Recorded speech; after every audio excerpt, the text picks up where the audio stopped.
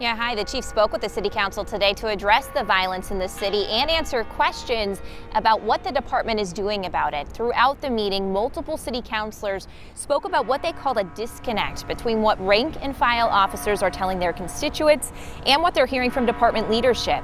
They said their constituents are telling them police aren't enforcing property crime, or they're showing up to calls saying it's hard to respond due to staffing levels. The chief said the department is not turning a blind eye towards crime and that he will be following up with command staff about those claims and making sure that that message is heard, quote, loud and clear. My constituents are looking at me saying, what is the city doing? Like, MPD is not showing up. When they get here, they say, oh, well, we're just running from call to call, so we can't really do anything. And this is like the experience that Northsiders are having right now. I will tell you that it is an all hands on deck approach. We are experiencing gun violence in the city that we have not seen in 5 years.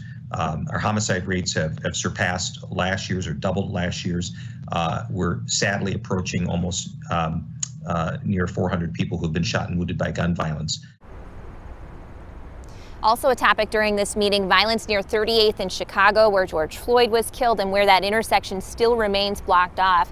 City Council Vice President Andrea Jenkins today spoke about hearing about concerns about gun violence in that area and intimidation. She even spoke about hearing from people who live in that area, talking about some cases of extortion where they've actually had to pay to get out of their alleys. So we'll hear more from her and what the chief had to say about that coming up tonight at 6. All right, Jennifer Austin live tonight for us in Minneapolis. Thank you. 5,000